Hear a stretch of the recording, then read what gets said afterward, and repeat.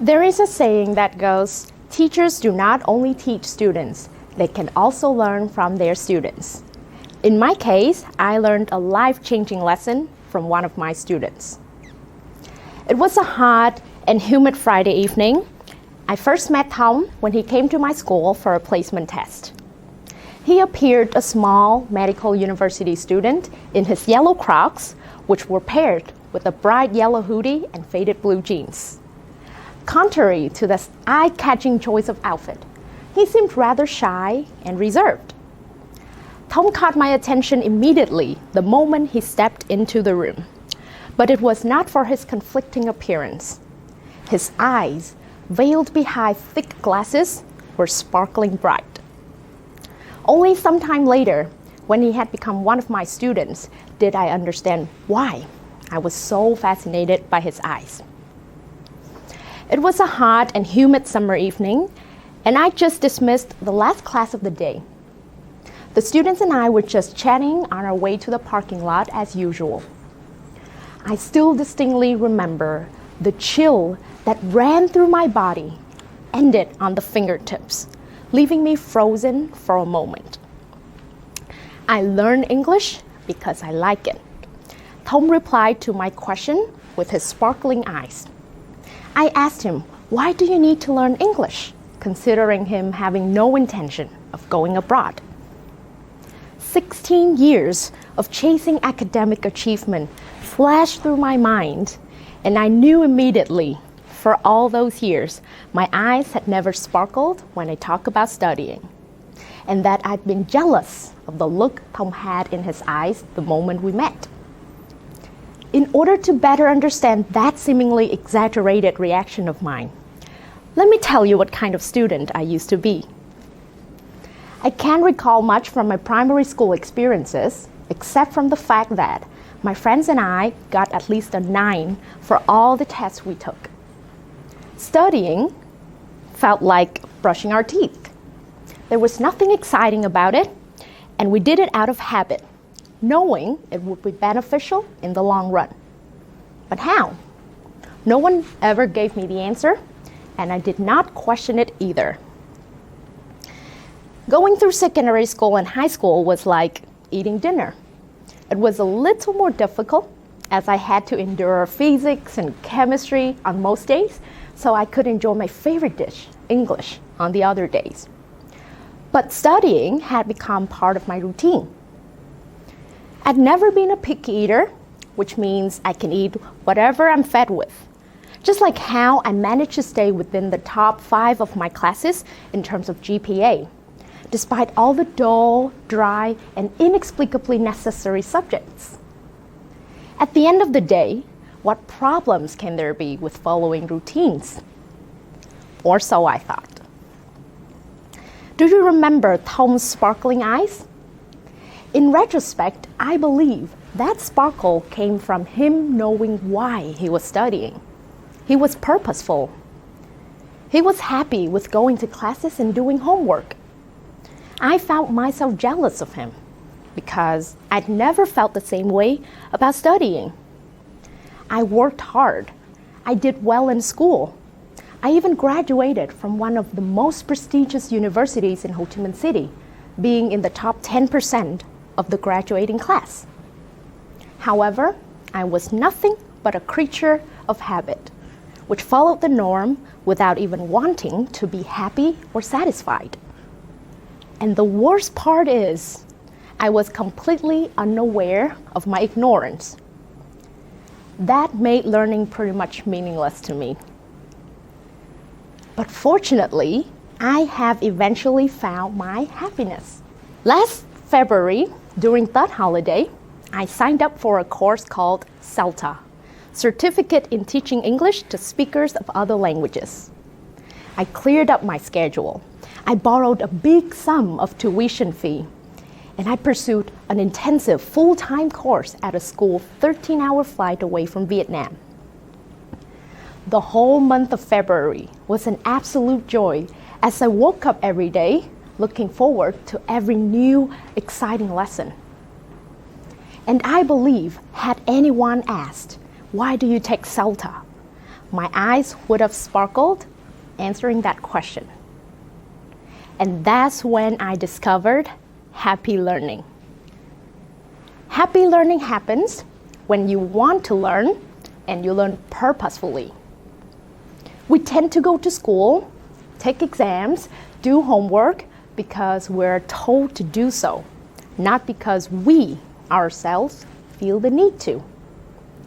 In other words, we feel like we have to do such boring things, usually out of fears. The fear of being scolded by our parents, of being left behind by our peers, or of not having a bright future ahead. It's similar to the time your mom told you to do your homework when you had already planned to do so. Before that, you were really excited and you thought you would do the math homework first, then some chemistry, then some literature. But the moment your mom told you to do the exact same thing, you lost all your interest and excitement. That is because the fact of being told to do something or the fear of being scolded are extrinsic motivations, a kind of incentive that comes from outside factors, not within yourselves. This kind of motivation is useful in pushing you forward, but it doesn't give you any sense of happiness, fulfillment, or the wish to learn more. On some occasions, it even hinders you from enjoying the whole process, which is in this case, learning. Meanwhile, it is intrinsic motivations, our internal drive, that stimulates you to work and study to your full potential. Think about the time you started to play a very interesting game.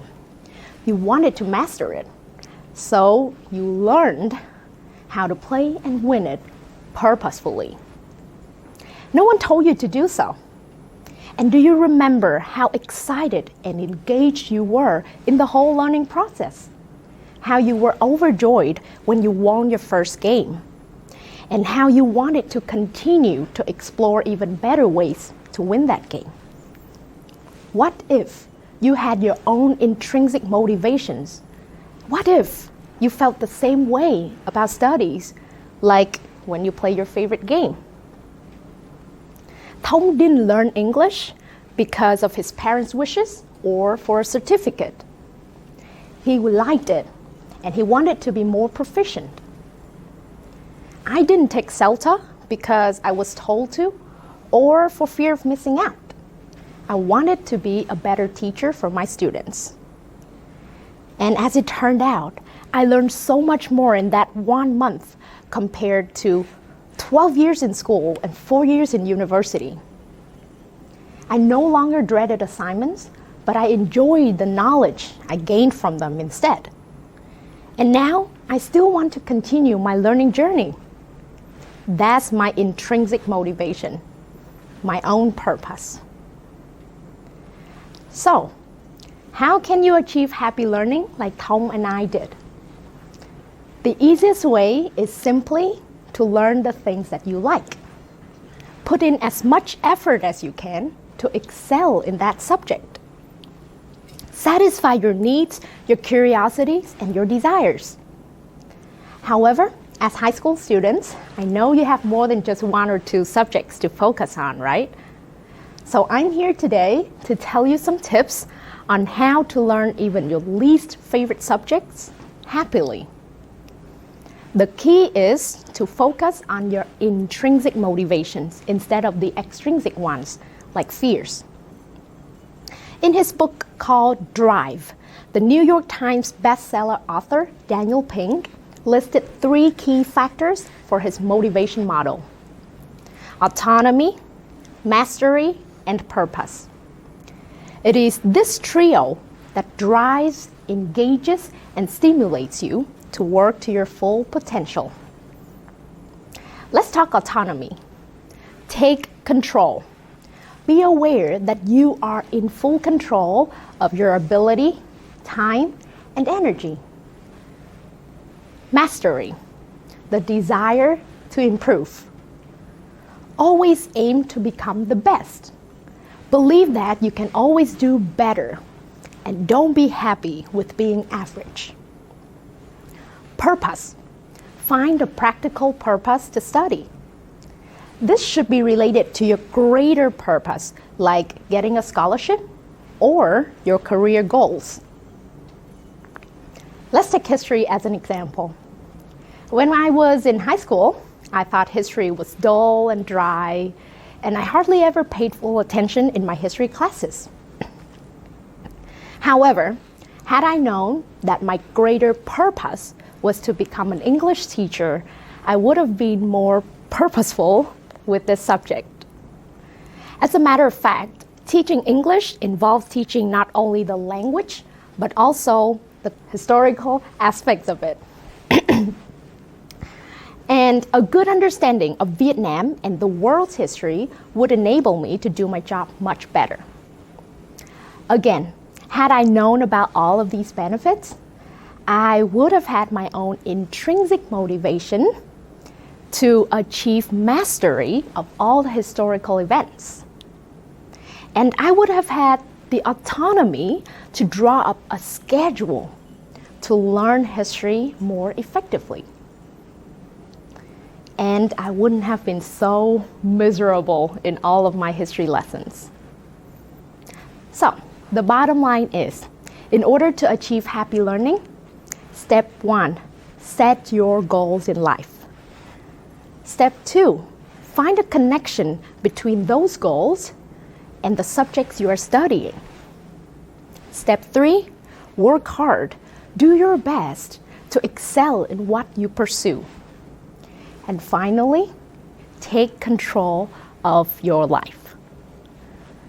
My most ambitious wish is that this talk of mine will put sparkles in your eyes, like how a simple saying of Thông changed my life. Thank you and happy learning.